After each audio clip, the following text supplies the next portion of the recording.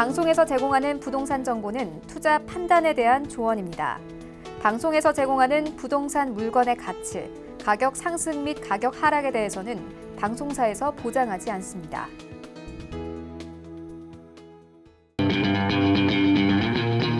안녕하세요. 황금부동산 투자 황부자 진행의 강주리입니다. 최근 은퇴 준비를 함에 있어서 부동산 투자를 활용하시려는 분들이 좀 늘고 있는데요. 하지만 전문가들은 모두에게 똑같이 적용되는 은퇴 설계의 정답은 없다고 합니다. 아무래도 이 전원 생활이 맞는 분도 계실 거고 그렇지 않은 분도 계실 거기 때문인데요. 혹시 나에게 맞는 부동산 은퇴 설계를 찾고 계시다면 오늘 저희와 함께 해주시기 바랍니다. 방송 보시다가 궁금하시거나 상담 원하시는 분들 지금 바로 전화 들어주시기 바라겠습니다. 02-3153-2600번 활짝 열려 있고요. 이외에도 문자 상담도 가능합니다. 013-3366-0110번으로 많은 연락 주시기 바라겠습니다. 자, 그럼 오늘 순서 본격적으로 시작해 보도록 하겠습니다.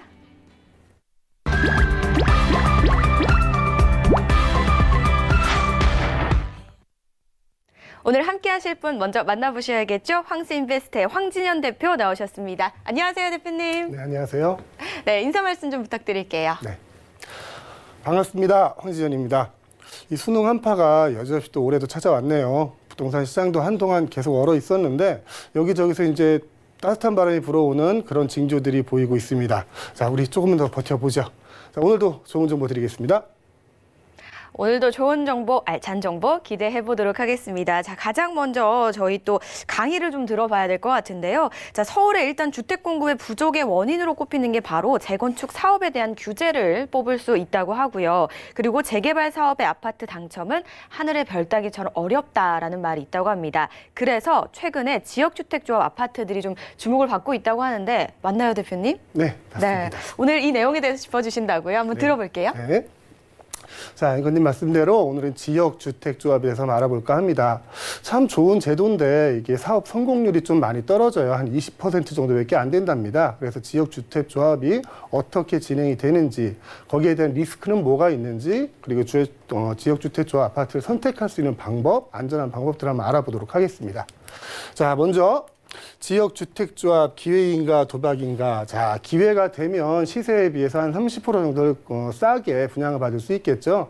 대신 사업이 진행이 안 되면 몇 년 동안 늘어질 수도 있고 또 내가 낸 계약금은 환불받지 못할 수도 있고요. 거기에 이제 손해배상까지 할 수도 있는 그런 위험성도 있습니다. 자, 먼저 지역주택조합의 사전적 의미부터 한번 알아보겠습니다. 일정한 요건을 갖춘, 여기서 일정한 요건이라는 거 뒤에서 한번 다시 설명드릴게요. 무주택 또는 주거 전용 면적이 85평방미터 이하 주택을 한 채를 소유한 세대주들이 청약 경쟁 없이 내 집 마련하기 위해 설립한 조합이다.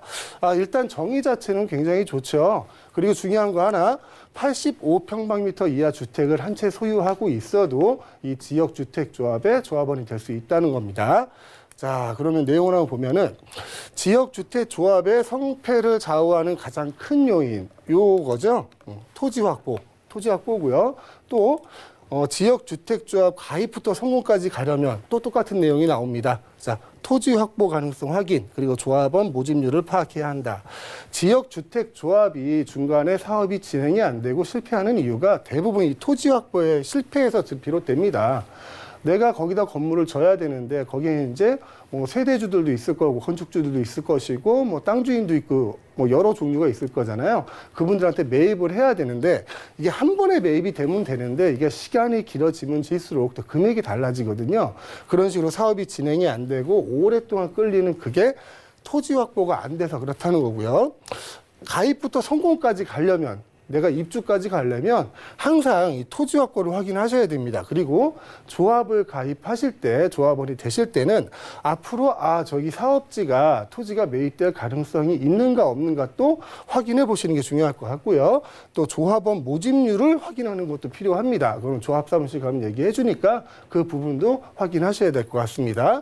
자, 다음은 지역주택조합의 사업 절차 어떻게 진행되는지 이제부터 이제 지역주택조합을 자세히 한번 알아보겠습니다.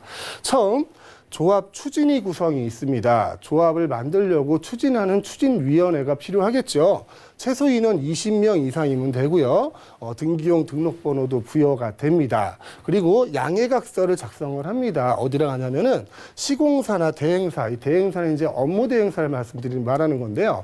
이 시공사하고 업무 대행사하고 추진위가 양해각서를 작성을 합니다. 이 양해각서라는 거는 정식 계약서는 아니니까 이게 정확한 분양가나 뭐 일반 분양이 얼마 되니 뭐 이런 내용이 나오진 않아요. 되게 러프하게 요 정도 분양가를 책정하면 조합원들한테 분양을 할 수 있겠고 뭐 추가 분담금은 어느 정도면 될 수 있겠고 이런 걸 러프하게 계산을 하는 겁니다. 그 다음은 조합 설립 신청을 하고 인가를 받아야겠죠.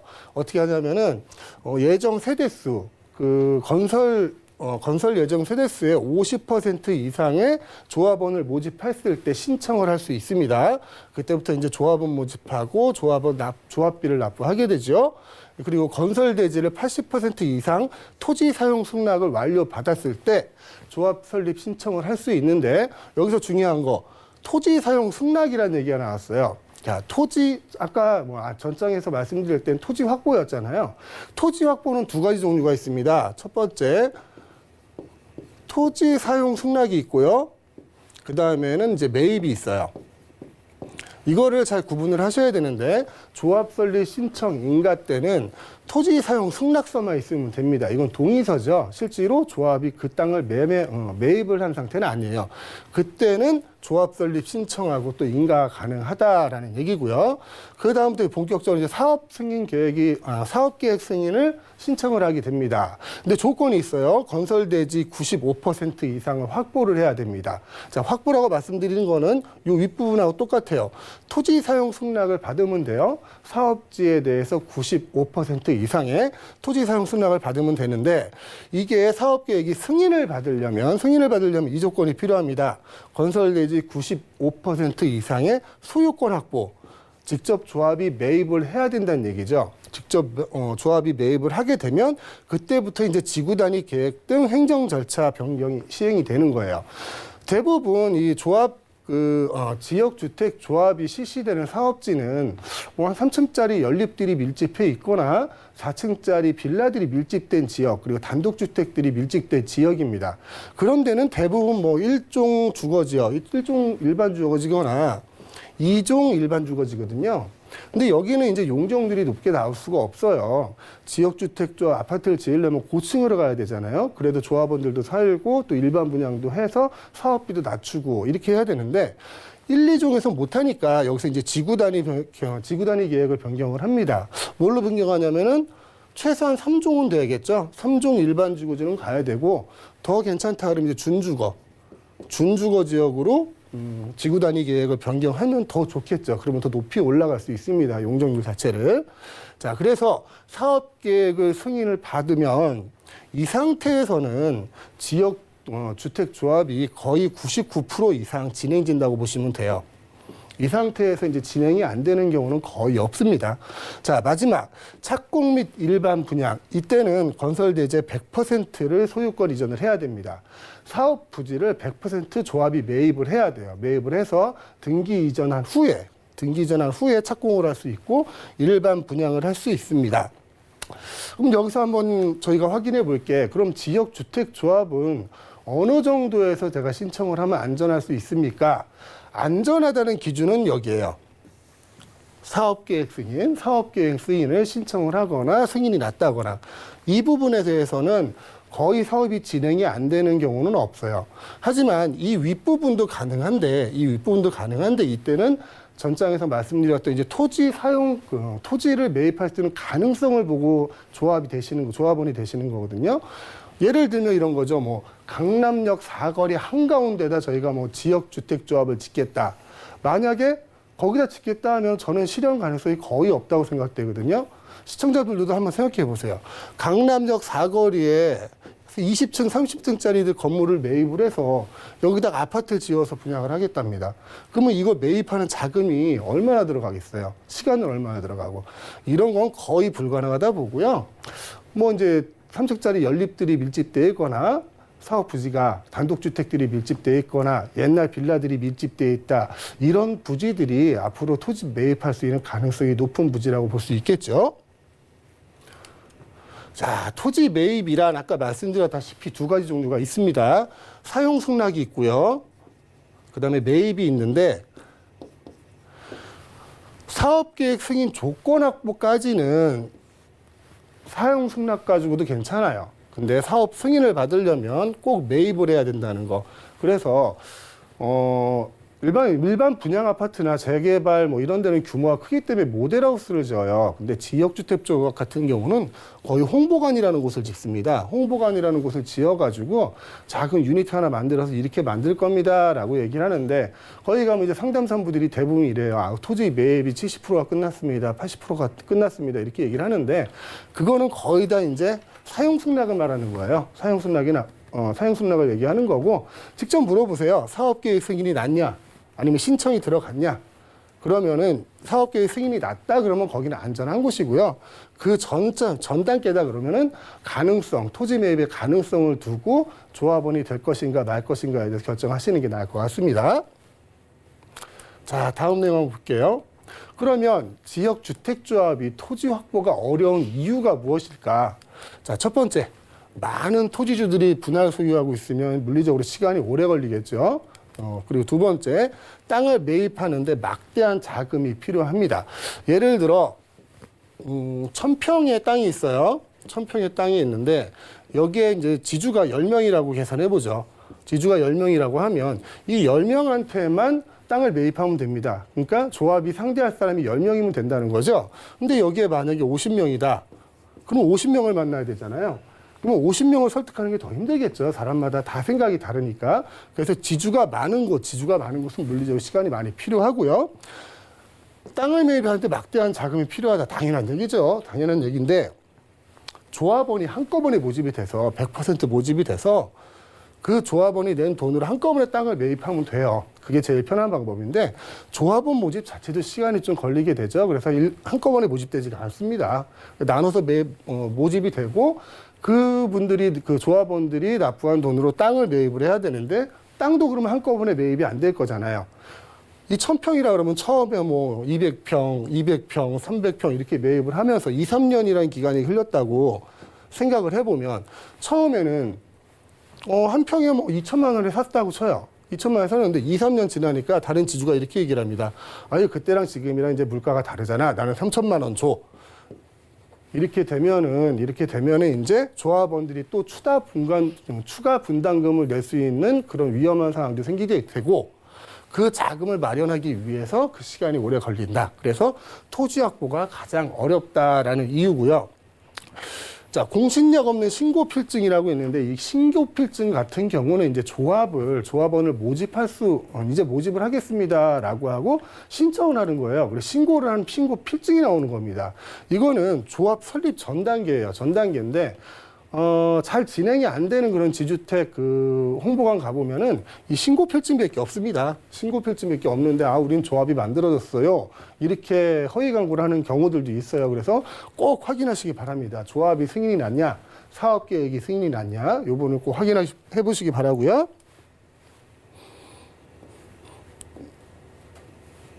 자, 이게 연도별 지주택 설립 인가 개수예요. 2010년도만 해도 7개밖에 안 됐거든요. 지역주택조합이 신청 건수가. 근데 2015년을 기점으로 해서 계속 100개가 넘어갑니다. 1년에 한 7만 가구 정도가 지역주택조합으로 해서 분양을 하겠다. 나는 지역주택조합을 해서 이 집에 입주를 하겠다라고 신청을 해요. 근데 실질적으로 보면 성공 확률은 20% 정도 보시면 될 것 같아요. 왜 그러냐면 계속 말씀드린 거. 토지 확보가 어렵기 때문에 그렇습니다. 다음 내용 한번 보면요. 일반 분양과 지역주택조합의 분양가를 한번 비교해 보겠습니다. 어떻게 다를까요? 일반 분양은 이런 구조를 가지고 있어요. 첫 번째 시행사 이윤이 들어갑니다. 당연하겠죠. 이 사업을 계획하고 추진하는 그 사람들이 이윤이 없으면 안 할 테니까. 그 다음에 토지 금융비가 들어갑니다. 시행사가 자기 돈을 가지고 전부 땅을 매입하는 게 아니라 일명 PF라 그러죠. 그래서 은행의 돈을 빌리고 그 돈으로 토지를 매입하고 하기 때문에 금융비가 들어가고요. 광고 홍보비 당연히 들어가겠죠. 부대 비용. 이 부대 비용은 인허가 비용이라고 보시면 돼요. 인허가 비용이 적지 않습니다. 꽤 많이 들어가요. 그리고 건축비, 토지비 하고 나서 일반 분양에 대한 일반 분양가가 나오는데 지역주택 같은 경우는 이렇게 나와요. 이 밑에 부분이 싹 없어집니다. 부대 비용, 인허가 비용이 들어가고요. 건축비, 토지비가 들어갑니다. 그래서 지역주택조합의 조합원의 분양가가 나오고요. 여기서 이제 일반 분양분이 나오죠. 일반 분양을 하게 되면 그 일반 분양은 조합원 분양가보다 비싸거든요. 그래서 그 금액을 가지고 또 조합원의 부담을 또 내려줄 수 있고 지역주택조합에 대한 분양가는 이렇게 책정이 된다는 거. 그래서 최대한 20-30% 정도는 주변 시세보다 저렴하게 내 집을 마련할 수 있는 수단입니다. 그게 지역주택조합의 시스템이에요. 결코 나쁘지 않은 시스템이거든요.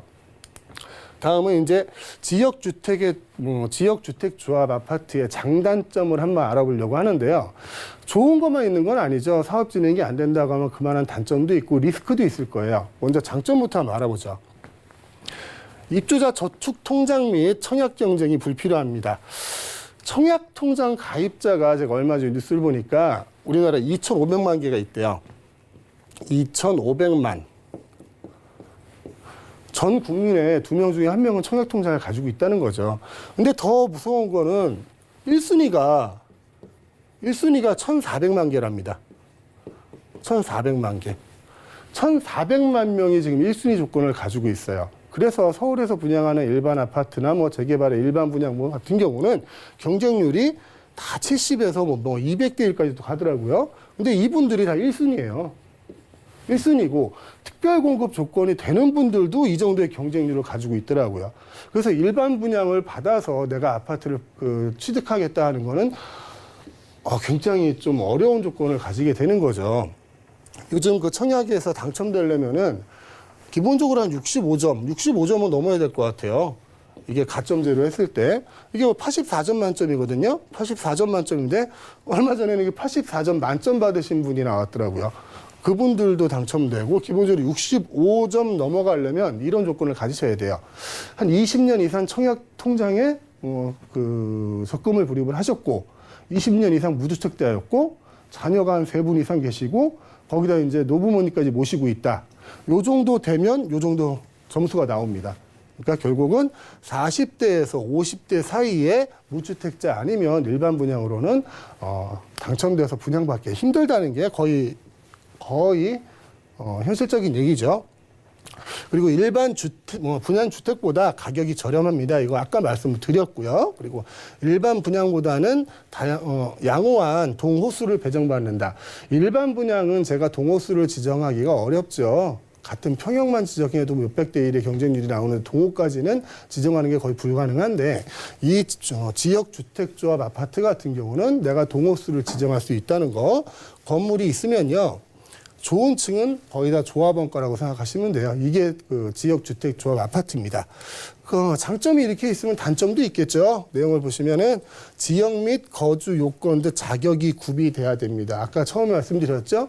일정한 자격을 갖춘 분이 85평방미터 이하의 주택을 하나만 소유하고 있거나 아니면 무주택자이거나 그분들인데 일정한 지역이란 내역은 광역생활권이라는 게 있어요. 광역생활권이 있는데 광역생활권 내에서 6개월 이상 거주를 하시면 됩니다. 근데 광역생활권이 뭡니까? 이렇게 물어보시는데 대부분 서울, 인천, 경기는 하나의 광역생활권입니다. 우리가 얘기하는 자꾸 얘기하니까 이제 발음도 잘 안 되네요. 지역주택조 아파트는 거의 다 서울, 인천, 경기에서 일해주고 있거든요.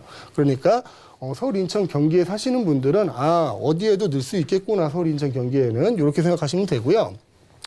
사업 지연 시 추가적인 비용 부담이 생길 수 있다. 이게 아까 말씀드린 그거예요. 토지 매입이 늘어지면 그만큼 땅값이 상승을 하거든요. 그래서 처음에 냈던 부담금보다 추가적으로 부담이 생길 수 있다. 그리고 이해관계자, 조합원, 시공사 등의 갈등 여기 또 있겠죠. 업무 대행사까지 합쳐서 갈등이 있어서 일이 잘 진행이 안 될 수도 있습니다. 이런 단점들도 가지고 있는 게 지역주택조합 아파트입니다.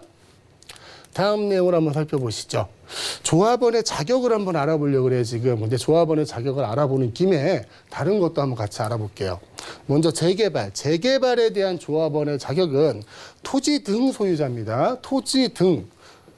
토지를 가지고 있어도 되고 건축물을 가지고 있어도 되고 또 그 땅 위에 지상권의 권리를 가지고 있어도 됩니다. 그분들은 당연히 조합원이 돼요. 나 조합원 안 할래요. 이래서 할 수가 없는 게 아닙니다. 무조건 조합원이 되시는 거고요. 다음은 재건축. 토지 및 건축물 소유자입니다. 토지하고 건축물을 같이 가지고 있어야지만 조합원이 될 수 있고요. 이거는 조합원 나 안 할래요. 그러면 안 하실 수 있어요. 이거는 선택의 자유가 있습니다. 자, 우리가 알아보려는 건 요거였죠. 지역주택조합의 조합원.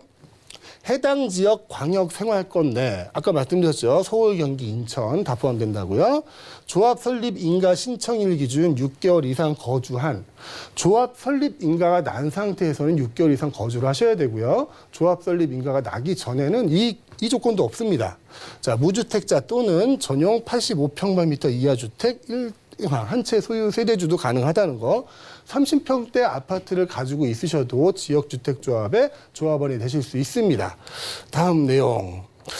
여기까지 알아보시면서 지역주택조합이 좋은 건 알겠는데 성공 확률이 좀 적구나라고 생각을 하셨을 거예요. 그러면 성공 확률이 높은 거를 제가 가면 되겠죠. 자, 두드리고 넘는다면 믿음직한 돌다리 지역주택조합. 아까 한 얘기 다시 한번 해볼게요. 최대한 20-30% 정도의 집값을 낮출 수 있습니다. 두 번째, 일반 분양과 달리 청약통장 필요 없고요. 전매 제한 없습니다. 그리고 양도 양수도 가능합니다. 조합원 자격을 양도 양수도 가능합니다. 거기다 이제 시세 차익까지 누릴 수 있고요. 실거주를 하면서 투자의 효과까지 누릴 수 있는 게 지역주택조합 아파트입니다.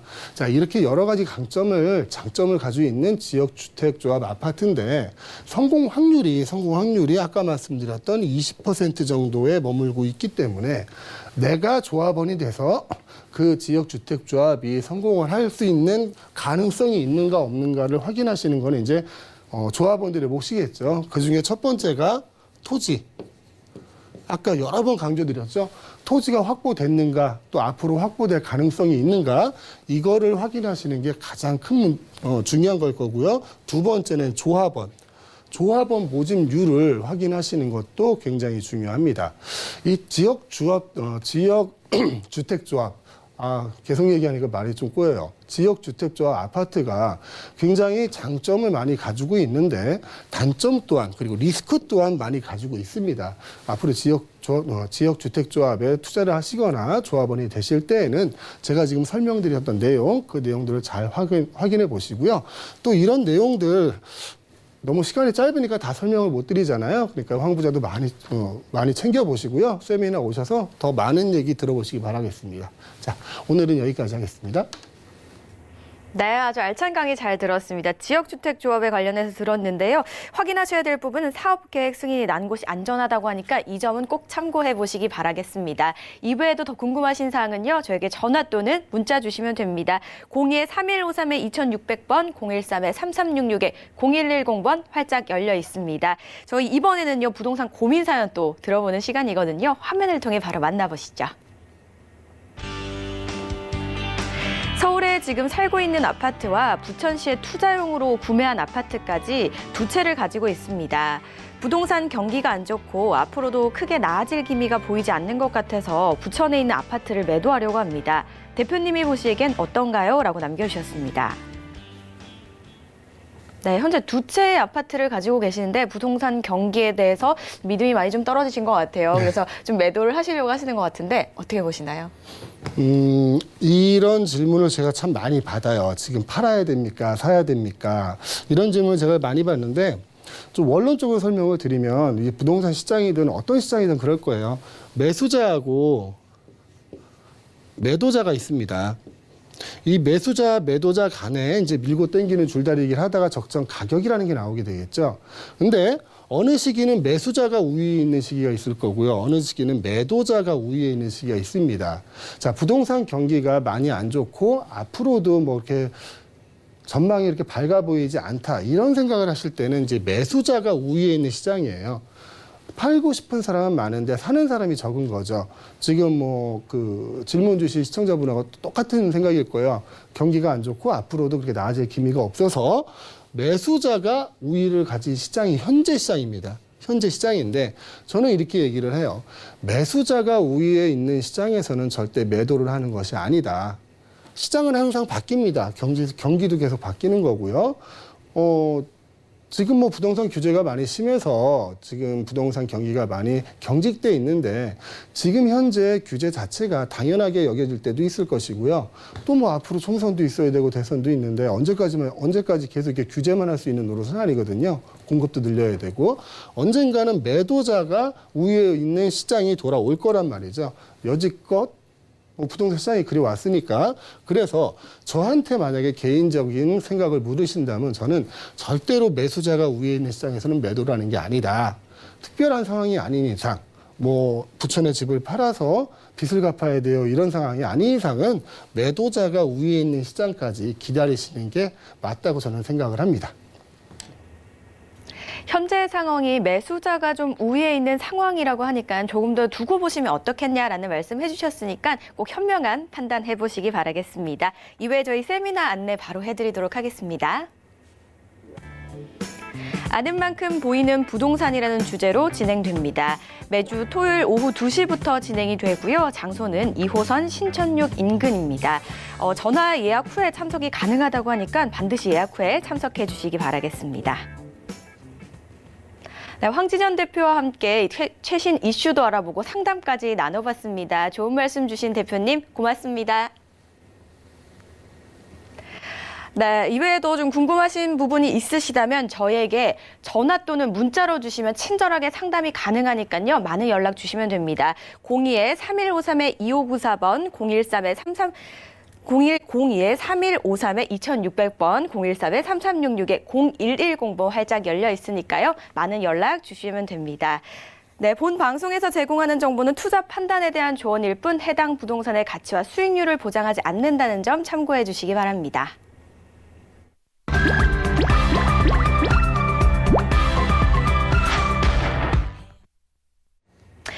네, 여러분은 지금 황금부동산 투자 황부자와 함께하고 계십니다. 저희 이번에는 지역 분석해보셔야겠죠. 박세준 팀장과 함께합니다. 고맙습니다. 네, 안녕하세요. 황스인베스트의 박세준입니다. 오늘 소개를 해드릴 곳은 바로 은평구 신사동의 단지형 아파트와 이 금천구 독산동의 원룸 오피스텔입니다. 요즘 많은 분들께서 은평구와 금천구 저평가 지역에 관심을 많이 주고 계신데요. 잠시 후에 자세하게 한번 만나보도록 하겠습니다. 네, 오늘도 알찬 내용 기대해 보도록 하고요. 첫 번째 지역 어딘지 바로 떠나보셔야겠죠? 화면을 통해 만나보시죠. 서울시 은평구 신사동입니다. 6호선 응암역에서 도보로 10분 이내고요. 유형은 아파트입니다. 전용 면적 약 50에서 60제곱미터고요. 시세는 3억 4,500만 원에서 3억 7천만 원으로 형성되어 있습니다. 자, 저희 첫 번째 지역은요. 은평구 신사동으로 와봤습니다. 그리고 6호선이고요. 응암역을 이용할 수 있다고 합니다. 자, 신사동을 좀 추천하시는 이유부터 한번 들어보도록 하죠. 네. 오늘 소개해드릴 곳이 바로 은평구 신사동 아파트인데요. 개요에 대해서 좀 먼저 만나보도록 하겠습니다. 위치는 6호선 응암역이죠. 약 도보 10분 이내의 아파트 단지들을 좀 알아보았고요. 은평구 응암역 주변에는 지금 단독 아파트라든지 뭐 한 동짜리 아파트들이 굉장히 많습니다. 하지만 오늘 알아본 곳은 이 단지형 아파트라는 점 참고하시면 좋을 것 같겠고요. 면적은 전용 약 50제곱미터에서 60제곱미터, 약 26평형의 아파트를 보았는데 시세는 약 3억 4,500만 원에서 약 3억 7천만 원 정도를 하고 있었습니다. 주변에 새로 지어지는 아파트들 말고 외적으로 좀 지어진 지 오래된 아파트들을 보니까 4억 이상 호가를 하고 있는 경우를 확인을 할 수가 있었는데요. 잠시 후에 그거는 호재나 어떤 것들 때문에 가격이 올라가는지는 좀 알아보시도록 하고요. 추천 포인트 같은 경우는 첫 번째, 은평구를 지금 뭐 전체적으로 지가 상승뿐만 아니라 집값 자체를 뭐 높여주는 바로 GTX A 노선으로 인한 프리미엄 지가 상승입니다. 두 번째로는 같은 교통 호재인데요. 신분당선인 서북부 연장선과 서부경전철, 거기다 고양선까지 이 교통 호재로 굉장히 풍부한 지역이다라고 설명을 드릴 수가 있겠고요. 세 번째로는 단지형 아파트다 보니까 많은 분들께서 교통만 보는 게 아니라 숲세권 내지는 학세권까지 굉장히 자세하게 이렇게 보고 있다라는 것인데요. 잠시 후에 입지와 호재에 대해서 만나보도록 하겠습니다.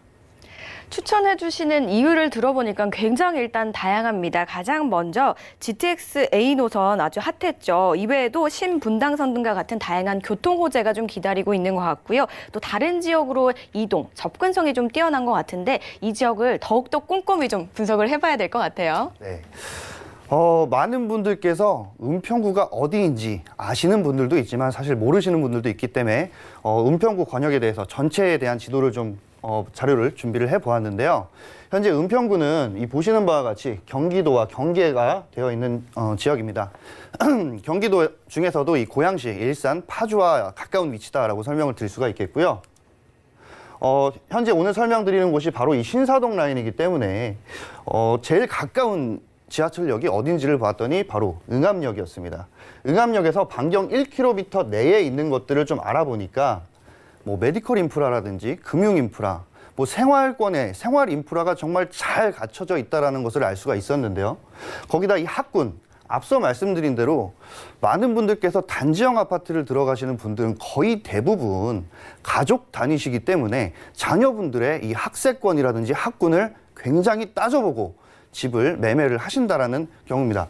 자, 현재 이 입지 분석 중에서도 이 투자 입지를 봤을 때 어느 쪽으로 할까요? 라는 분들이 굉장히 많으신데요. 오늘 준비한 것이 아파트 여서가 아니라 사실 이 응암역 주변에는 소형 평수, 소형 주택과 오피스텔이 좀 많이 공급이 되어 있습니다. 이유는 이 직주금조성을 잘 이용하시는 분들, 회사원이나 싱글족, 뭐 혼자족 분들이 많이 이용을 하시기 때문이고요. 단지형 아파트 같은 경우는 뭐 가족 단위로 이동을 많이 하시기 때문에 주변에 학군이 밀집되어 있는 곳으로 잘 선택을 해보시면 어떨까 싶습니다. 지도를 좀 더 넓게 보자면은 뭐 주변 자체에 앞서 말씀드린 대로 경기도 고양시가 굉장히 가깝게 있습니다. 그렇기 때문에 이 대형 쇼핑몰이죠. 스타필드 역시 뭐 자차로 10분에서 15분 정도면 충분히 가실 수가 있고요. 은평구 내에는 사실 숲세권이 많이 형성이 되어 있는데 불광천이라든지 아니면 뭐 북한산, 백년산 같은 경우도 뭐 산책이나 등산을 하실 수 있는 거리도 굉장히 가깝게 잘 되어 있다라고 좀 설명을 드릴 수가 있겠고요. 거기다 뭐 대학교 같은 경우도 뭐 네 곳이 뭐 근교에 있기 때문에 자녀를 두신 학부형 분들께서 많은 분들이 찾고 있는 입지다라고 설명을 드릴 수가 있겠습니다. 계속해서 이 호재에 대해서 한번 만나보도록 하겠습니다. 지금 은평구에 투자를 하신 분들이나 뭐 실거주를 하시는 분들께 제일 큰 호재가 아마 바로 GTX A 노선일 건데요. 첫 번째로 GTX A 노선은 현재 2023년에 완공 목표를 하고 있습니다. A 노선의 총 사업비는 2조 9,017억 원이고요. 굉장히 큰 사업이다라고 알 수가 있겠고요.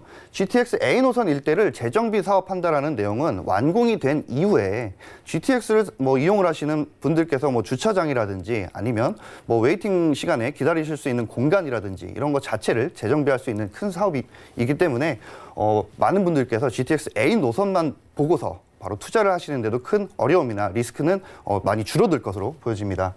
전구간 1일 100회 이상 운행 계획이 확정이 됐다라고 하니까 현재 이 GTX 같은 경우는 뭐 파주에서 연신내 그리고 강남을 거쳐서 동탄까지 가게 되는 노선인데요.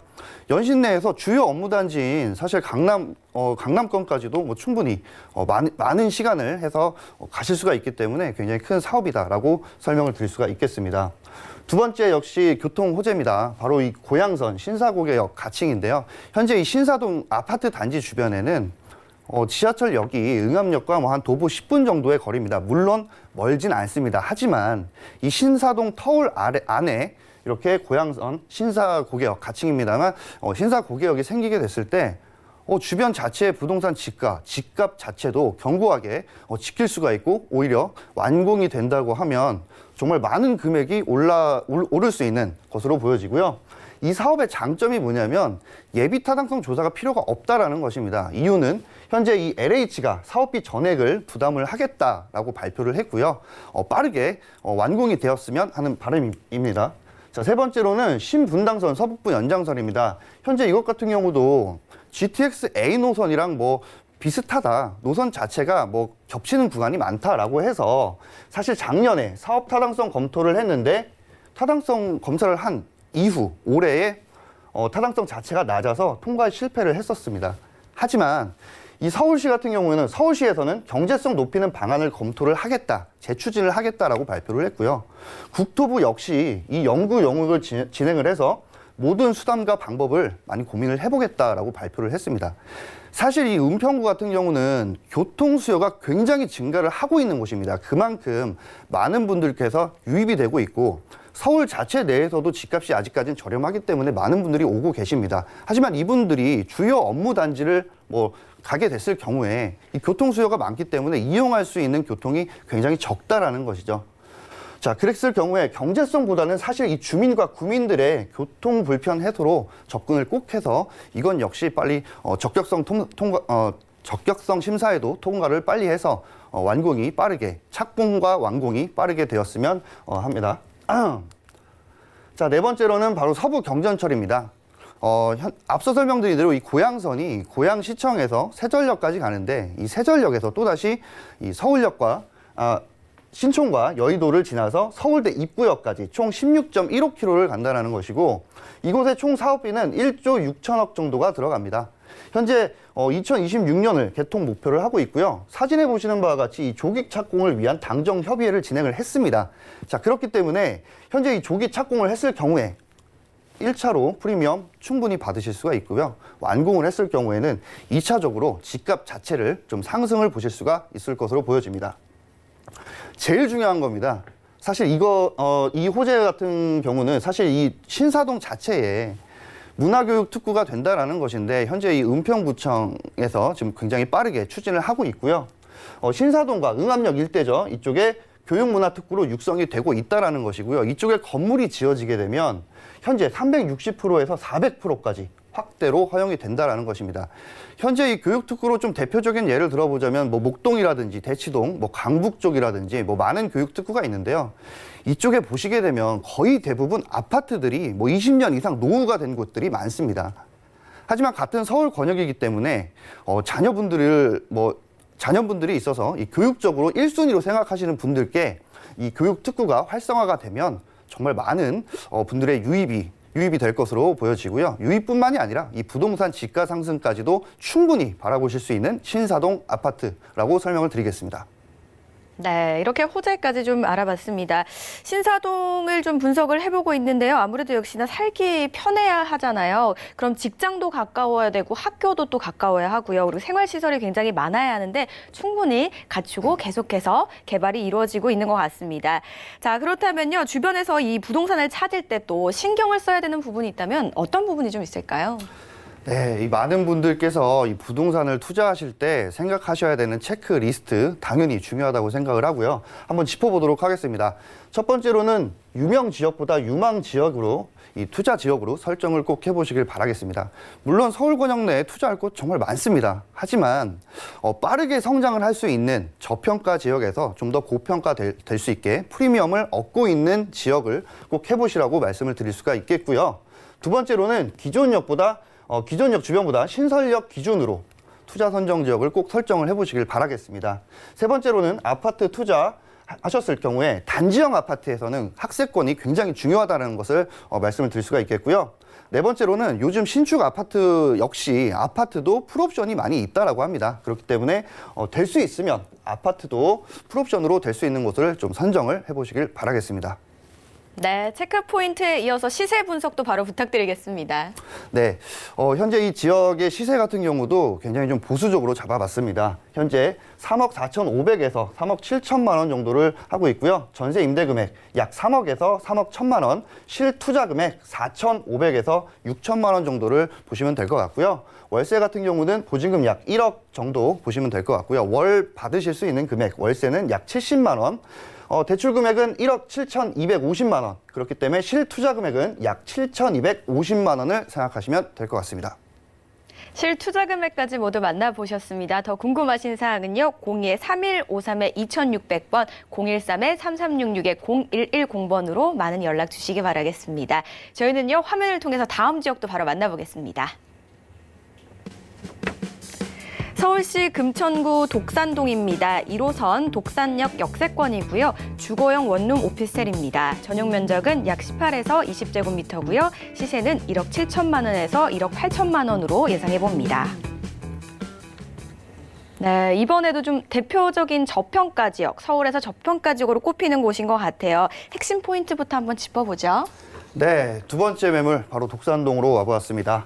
이곳 역시 개요에 대해서 좀 짚어보자면 위치는 독산역 1호선 역세권입니다. 사실 이 독산역 이 역세권 주변에는 현재 신독산역이라고 해서 신설되는 역이랑 굉장히 가깝기 때문에 참고하시면 좋을 것 같고요. 유형으로는 주거용 오피스텔 원룸에 대해서 알아보았습니다. 면적은 전용 약 18제곱미터에서 20제곱미터고요. 시세는 현재 1억 7천만 원에서 1억 8천만 원을 보시면 될 것 같습니다. 추천 포인트 역시나 필요하겠죠. 바로 첫 번째, 신안산선이죠. 이곳 역시 신설되는 지하철역이 있기 때문에 사실 이 독산동, 가산동, 그리고 금천구 자체를 사실 이 신안산선을 통해서 많은 분들께서 투자 지역으로 선점을 하고 계시는 상황이고요. 두 번째로는 서부간선도로 지하화 사업입니다. 2021년 2월 달에 지금 완공 예정에 있습니다. 얼마 남지 않았다는 것을 알 수가 있겠고요. 세 번째로는 서울시 최초이자 유일한 도시재생 사업이 현재 진행 중인 곳입니다.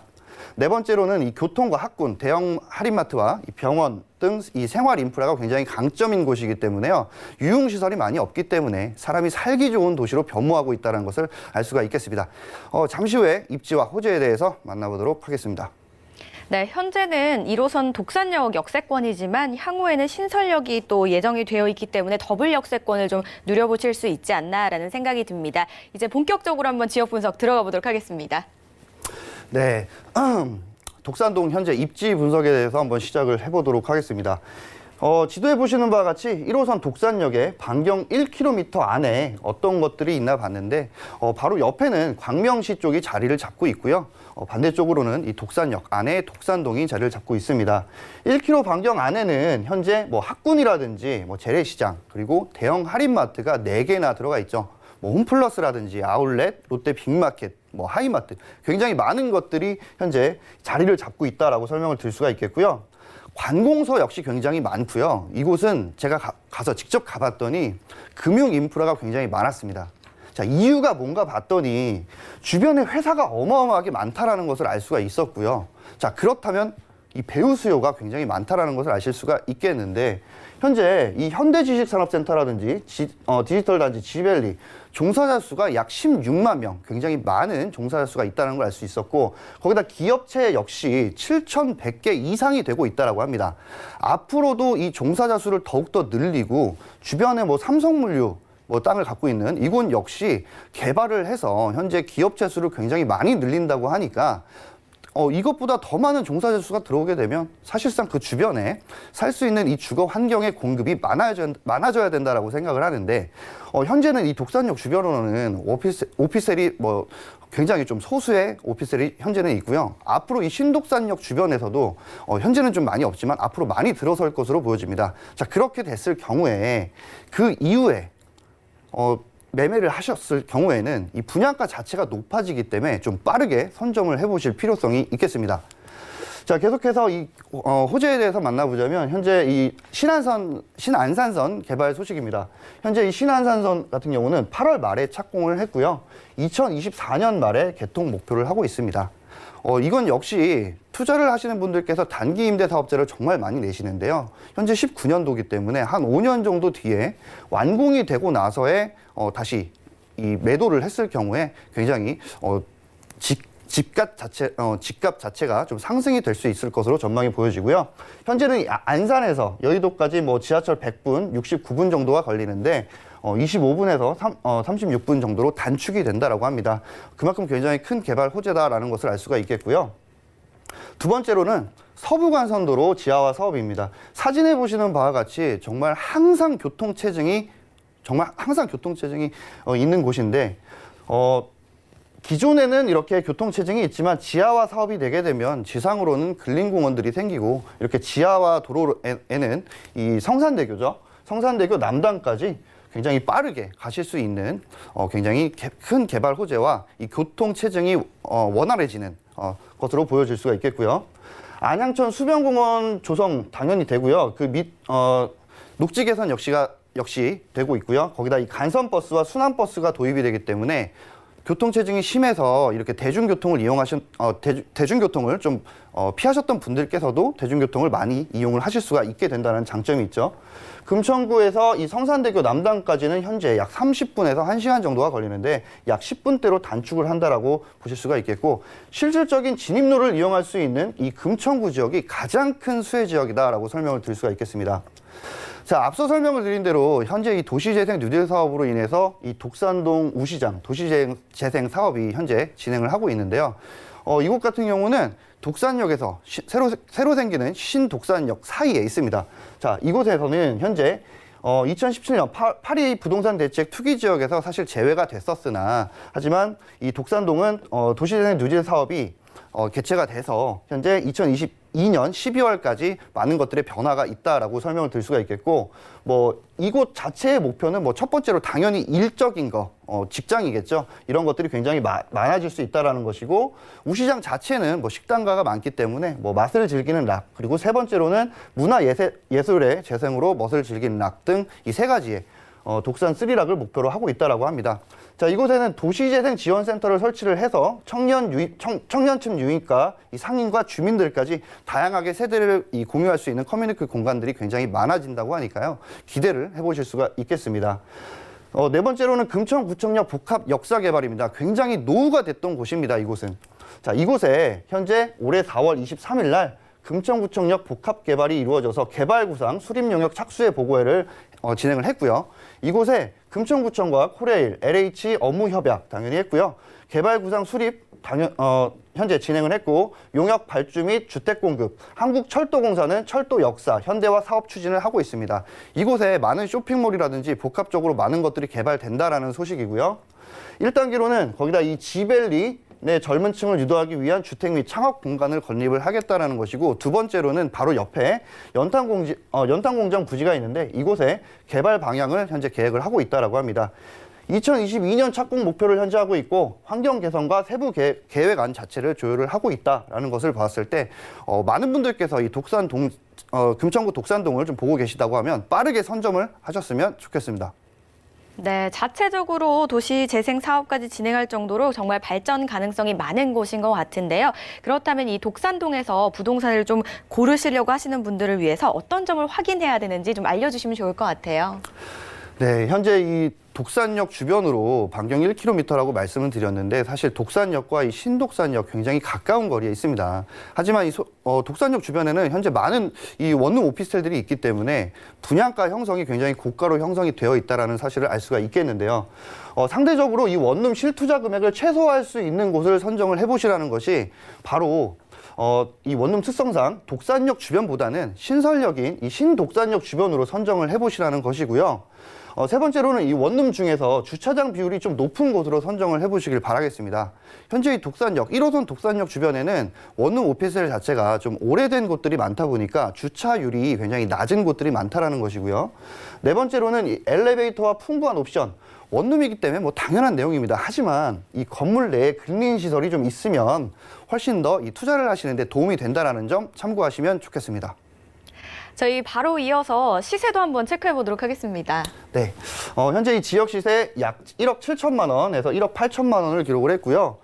전세 임대 금액 같이 오르게 되었습니다. 종사자 수가 많이 늘어나고 있기 때문에 전세 금액이 많이 올라간 것을 알 수가 있겠고요. 전세 실투자 금액 약 1천만 원에서 약 2천만 원을 보시면 되겠고, 월세 같은 경우는 보증금 1천만 원에 월 55만 원에서 60만 원 정도를 받으실 수가 있을 것으로 예상이 됩니다.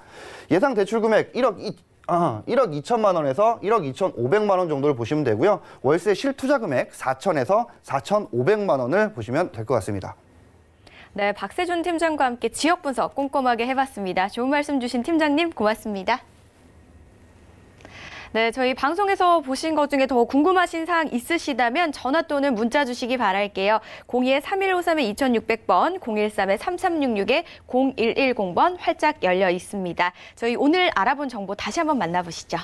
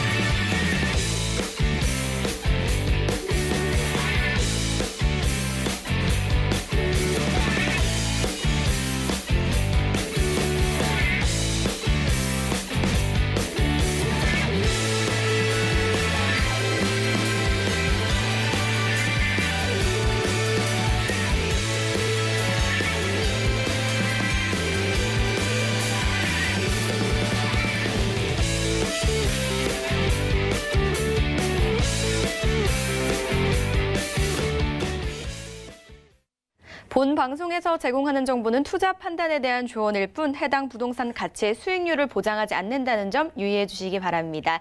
저희가 준비한 소식은 여기까지입니다. 저희는 다음 이 시간에 찾아뵐게요. 시청해주신 여러분 고맙습니다.